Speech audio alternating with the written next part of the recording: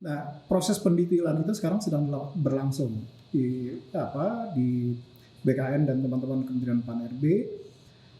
Insya Allah dalam paling lambat 2 minggu ke depan ini sudah ada ketetapan terkait dengan dari arahan Presiden. Dari data itu kita juga membuka formasi untuk CPNS karena kita juga menginginkan ada rekrutmen bagi talenta-talenta muda.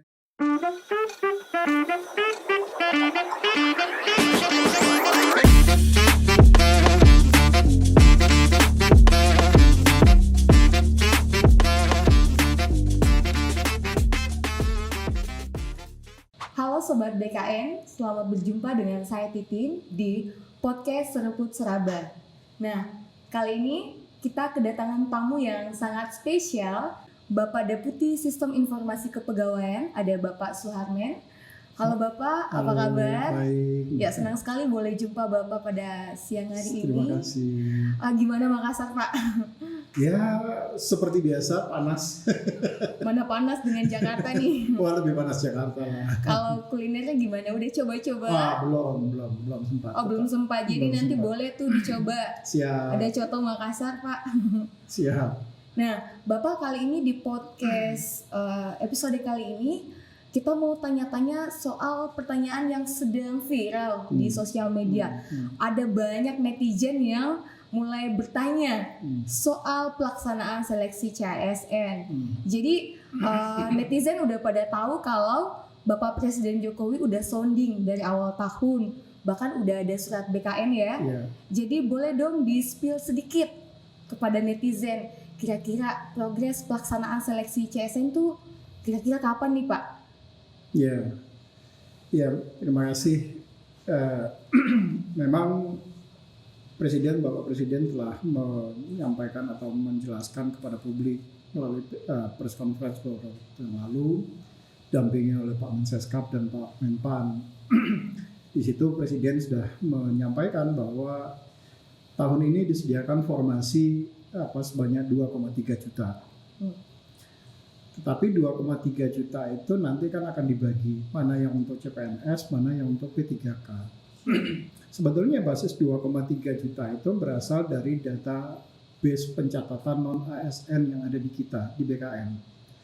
Jumlahnya memang 2,3 juta orang yang waktu itu dicatat, tetapi dari 2,3 juta yang kita catat di tahun 2022 itu kan ada perkembangan.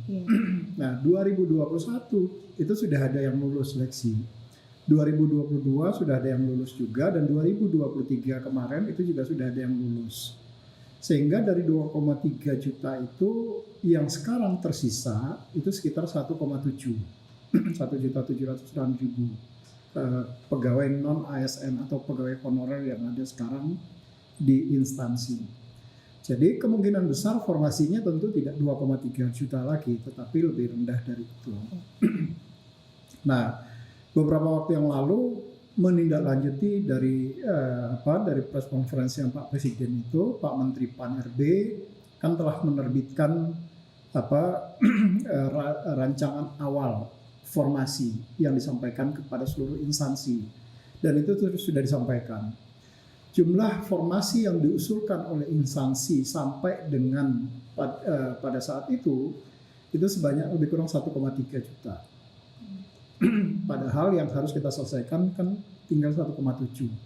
Tapi dari 1,3 juta itu kan tidak semuanya formasinya untuk P3K atau tenaga honorer. Tapi juga ada arahan Presiden. Dari data itu kita juga membuka formasi untuk CPNS karena kita juga menginginkan ada rekrutmen bagi talenta-talenta muda yang mereka baru masih fresh graduate dari lulusan, apakah itu dari perguruan tinggi dalam negeri ataupun dari luar negeri melalui teman-teman diaspora. Nah, data terakhir jumlah yang formasi CPNS itu lebih kurang sekitar 250-an ribu lebih.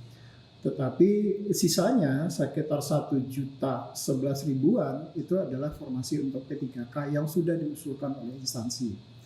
Jadi total yang dari sekitar 1,3 juta tadi jumlah formasi yang nanti akan dibuka untuk CPNS dan P3K itu sekitar hampir 1,3 juta juga, tetapi sekitar 270-an ribu itu untuk yang CPNS-nya. Nah, di penerimaan ini kan sebetulnya ada 3 jalur penerimaan. Ada penerimaan jalur melalui sekolah pendidikan kedinasan, karena formasinya juga termasuk formasi jalur sekolah pendidikan kedinasan. Nah, itu insya Allah akan kita laksanakan. Kita sudah buka pengumumannya dan sudah selesai pendaftarannya. Sekarang sedang berproses seleksi administrasi. Sudah selesai juga seleksi administrasinya oleh instansi. Tahapan sekarang itu adalah pembayaran PNBP, uang pendaftaran untuk masuk sekolah pendidikan kedinasan. Rencananya pelaksanaan seleksinya sendiri itu akan dimulai nanti di tanggal 18 besok, 18 Juli besok. Jadi insya Allah tanggal 18 Juli itu kita sudah membuka seleksi untuk sekolah pendidikan kedinasan. Rencananya yang pertama itu adalah Sekolah Tinggi Intelijen Negara. Nanti ya di bawah BIN. Nanti akan kick off oleh Pak Menteri dan kick off pelaksanaannya oleh Pak Menteri, Pak Menteri PAN, mungkin dari BIN nanti juga akan ada perwakilan yang hadir dan dari Pak Kepala BKN. Nah, setelah seleksi sekolah kedinasan, baru kita masuk nanti untuk CASN-nya yang P3K ataupun calon pegawai negeri sipilnya. Untuk yang CPNS dan P3K sekarang sedang proses pendetailan formasi oleh instansi. Jadi setelah total formasi yang diberikan oleh Pak Menteri PAN, kemudian masing-masing instansi kan yang diberikan itu di awal itu baru gelondongan. Jadi misalnya Kabupaten Takalar dapatnya berapa? Misalnya dapat 100.000 misalnya. Nah, tapi 1.000 itu akan digunakan untuk apa? Misalnya untuk jabatan apa saja yang akan digunakan. Misalnya berapa orang penata komputernya, berapa orang nanti misalnya arsiparisnya, berapa orang untuk gurunya, dan segala macam tenaga kesehatan. Nah, proses pendetailan itu sekarang sedang berlangsung di BKN dan teman-teman Kementerian PAN RB. Insya Allah dalam paling lambat 2 minggu ke depan ini sudah ada ketetapan terkait dengan, kalau tidak ada perubahan jadwal ya, itu dalam waktu dekat ini akan ada penetapan akhir oleh Pak Menteri PAN RB terkait dengan detail formasi yang akan diberikan kepada seluruh instansi. Nah, saya apakah nanti kita masuk dulu di CPNS, formasinya akan ditetapkan dulu, atau langsung CPNS dan P3K. Nah, ini yang ya kita masih perlu menunggu dari Pak Menteri.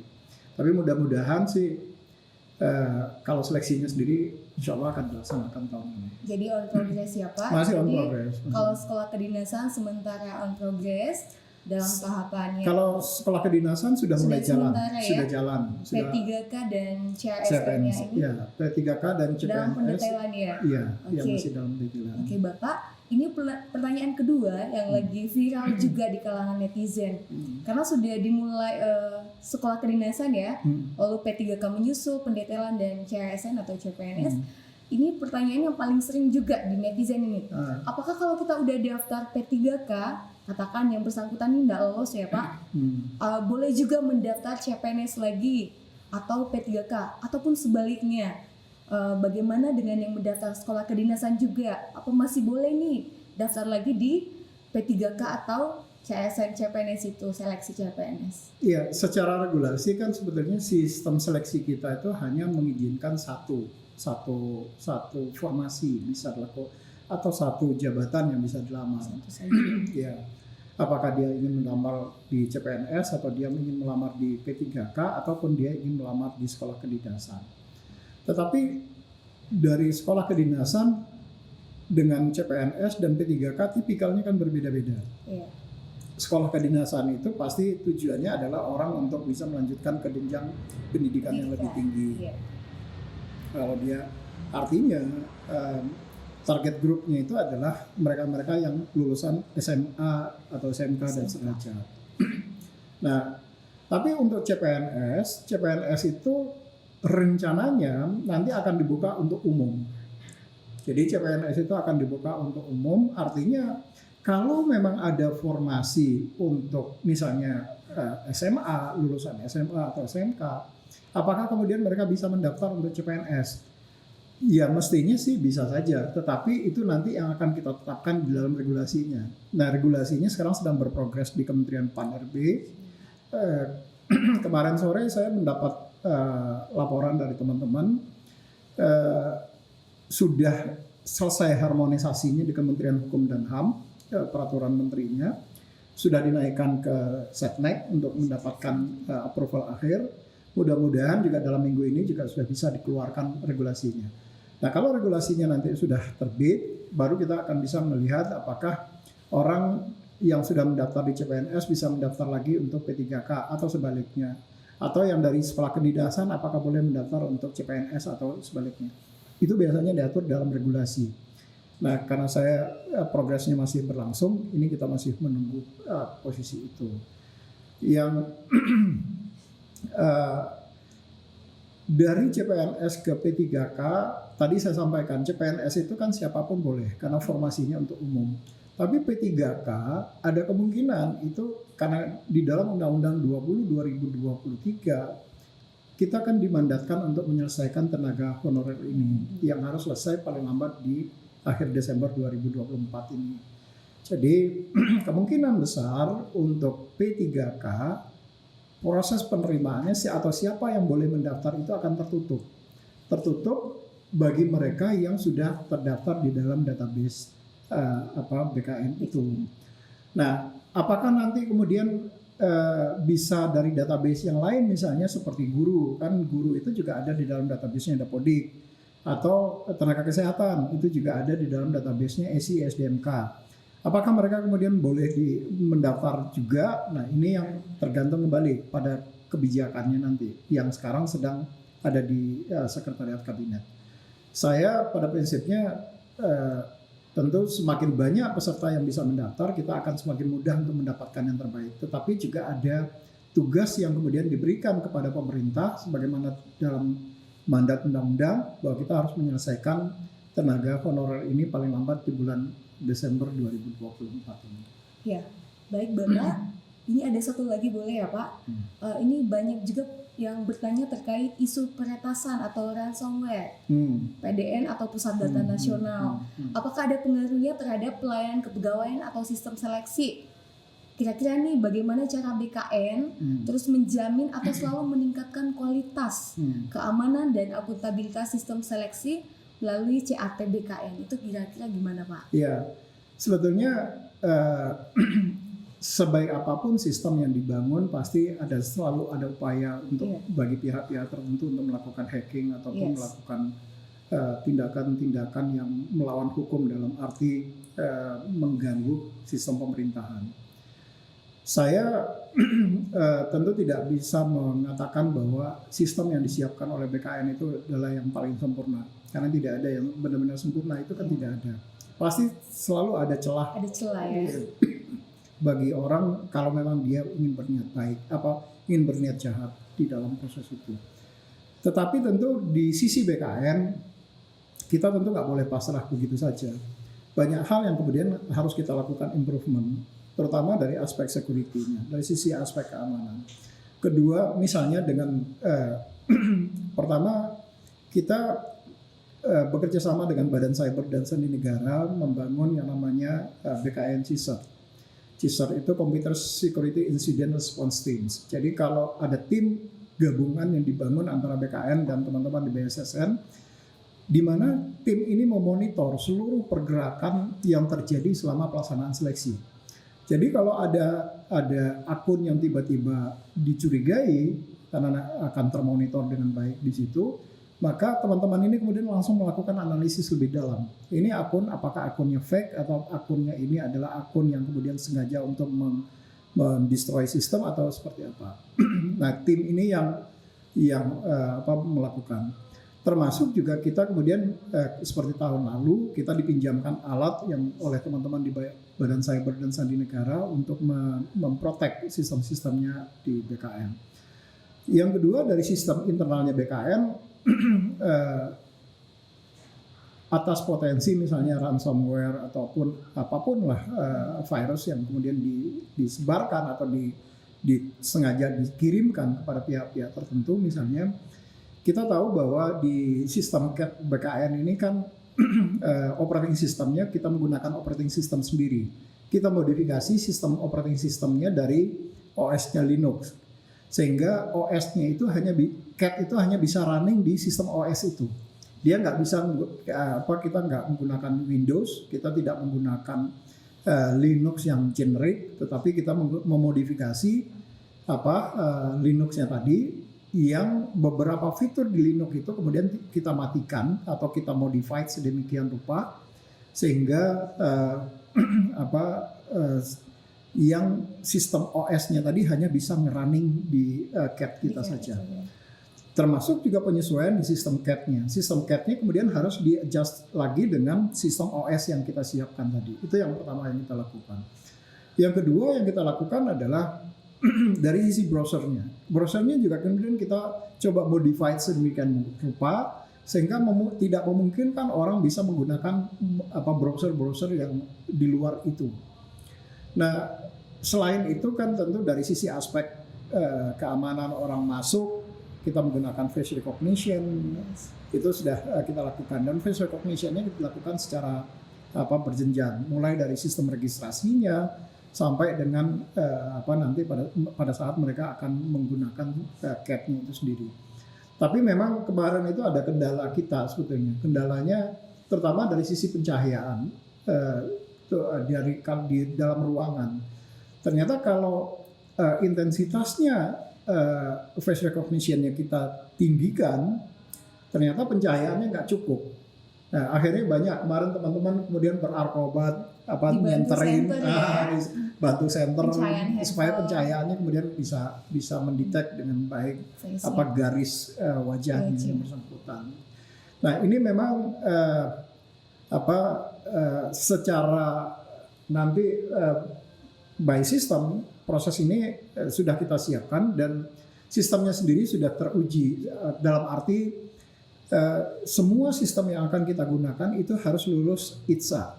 ITSA itu IT Security Assessment yang dilakukan tidak saja oleh satu organisasi atau satu institusi, tapi ITSA-nya itu harus lulus dari 2 institusi minimal.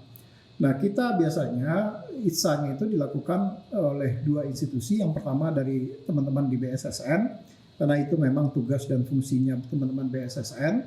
Dan yang kedua itu kita meminta bantuan teman-teman di Kementerian Keuangan untuk melakukan ITSA terhadap sistem yang akan kita gunakan. Kalau dari hasil ITSA-nya 2 institusi ini sudah menunjukkan low risk, relatively kita agak relatif aman sebetulnya. Tetapi tentu tanpa mengabaikan nanti yang akan terjadi selama di lapangan. Bisa saja kemudian di lapangan kondisinya berbeda dari situ. Nah, antisipasi melalui CISOT tadi itulah yang untuk mengantisipasi di lapangannya tadi. Berarti BKN betul-betul protect dengan menggandeng BSSN dan juga cyber ya? Betul. Karena memang di dalam Perpres 95 tahun 2018 tentang sistem pemerintahan berbasis elektronik, teman-teman di Badan Cyber dan Sandi Negara kan ditugaskan untuk mengamankan sistem jaringan dan dari cyber attack, potensi cyber attack terhadap sistem pemerintahan. Baik Bapak, sebenarnya masih banyak banget ya pertanyaan dari netizen yang kami mau sampaikan, tapi berhubung waktu yang terbatas, kami mau ucapkan terima kasih kepada Bapak yang sudah boleh hadir di tengah-tengah kesibukan yang cukup padat, sudah boleh meluangkan waktu di sini bersama kami dan memberikan sharing baru ya. Apalagi buat teman-teman yang sedang menanti-nantikan seleksi. Semoga semua mereka boleh mempersiapkan diri dengan baik. Terima kasih Bapak ya. Dan juga kepada Sobat BKN, terima kasih sudah boleh hadir bersama kami. Sampai jumpa di... Saya sebelum ditutup, saya boleh pesan satu enggak? Boleh, pesannya boleh Bapak, silakan. Ya, saya pengen berpesan pada calon peserta. Pertama, jangan pernah percaya pada orang-orang yang seolah-olah bisa meloloskan Anda. Baik. Karena Saya bisa jelaskan sistem di BKN itu diprotek sedemikian rupa, termasuk dienkripsi sedemikian rupa dengan menggunakan key management system yang memang khusus disiapkan oleh teman-teman di Badan Cyber dan Sandi Negara. Artinya, walaupun sistemnya sendiri ada di saya, di Kedeputian Sinka, tetapi saya sendiri nggak akan pernah bisa membuka sistem itu.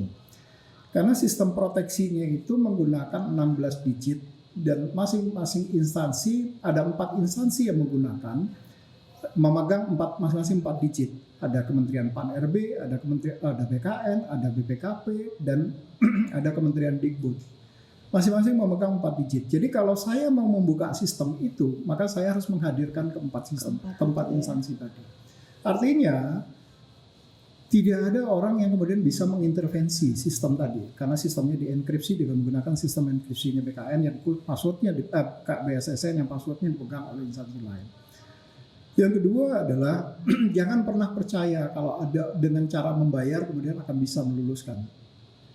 Saya bisa pastikan Anda kemudian kalau itu dilakukan Anda mulai masuk ke dalam jebakan Batman tertipu. Ya? Nah, karena BKN tidak pernah menerima bayaran apapun di dalam proses seleksi ini, dan itu sudah kita lakukan beberapa tahun terakhir ini. Kalaupun toh masih ada orang yang melakukan itu seolah-olah bisa meluluskan, maka saya bisa pastikan yang bersangkutan adalah oknum. Dan kalau itu dilakukan, BKN juga tidak akan pernah segan-segan untuk memberikan hukuman disiplin berat kepada yang bersangkutan kalau itu memang terjadi. Tapi alhamdulillah beberapa tahun terakhir ini kan tidak pernah ada, banyak memang pengaduan tetapi tidak pernah bisa dibuktikan bahwa yang bersangkutan, walaupun dia bisa mengeluarkan, dia memang nyata sudah membayar misalnya. Jadi kalau memang ingin lulus di dalam seleksi ini, pesan saya belajar, berdoa, karena 2 itu yang mungkin bisa kita lakukan. Tidak ada jalur mudah yang bisa dilakukan untuk menjadi aparatur sipil negara, tetapi yakinlah dengan proses transparansi proses yang kita lakukan ini, maka Anda akan hadir menjadi ASN terbaik di Republik ini. Dan tentu tanpa ada embel apapun yang kemudian yang perlu Anda bayarkan kepada negara, kecuali dengan pengabdian yang juga tulus kepada negara ini dalam melayani rakyat. Itu tambahan dari saya. Iya. Terima kasih. Luar biasa Bapak ya pesan-pesannya. Jadi kalau ada yang mulai janji-janji, it's big no ya. Iya, pokoknya andalkan belajar, lalu berdoa sampai seleksinya kemudian ada dijadwalkan ya Bapak ya. Betul. Oke. Karena pelajaran dari anak saya lulus PNS. Iya. Tapi belajarnya itu hampir 3,5 bulan itu nonstop. Dan saya sampai membelikan buku-buku contoh-contoh soal itu sampai 7 buku yang dia pelajari itu. Ya alhamdulillah akhirnya ada hasil. Tetapi kalau nggak pakai belajar kemudian mengandalkan seolah-olah seseorang itu bisa membantu meluluskan, jangankan yang nggak pernah punya pegangan atau nggak punya pegangan ke atas, saya sendiri yang kemudian memegang sistemnya nggak mampu melakukan itu. Apalagi kalau sama sekali ada orang-orang yang hanya sekedar menjanjikan ya. Jadi Sobat BKN sekali lagi pesannya belajar dan berdoa. Betul. Persiapkan diri dengan baik untuk seleksi. Mumpung masih ada waktu. Ya. Iya. Jadi Bapak kami ucapkan sekali lagi terima kasih banyak. Terima kasih. Sudah menjawab, bahkan ada pesan-pesan khusus nih untuk netizen. Semoga Bapak dilancarkan usaha selanjutnya, tiba dengan selamat di tempat selanjutnya. Amin. Terima kasih Bapak Terima ya. kasih. Sobat BKN, terima kasih sudah boleh hadir bersama kami. Sampai jumpa di podcast selanjutnya. Terima kasih.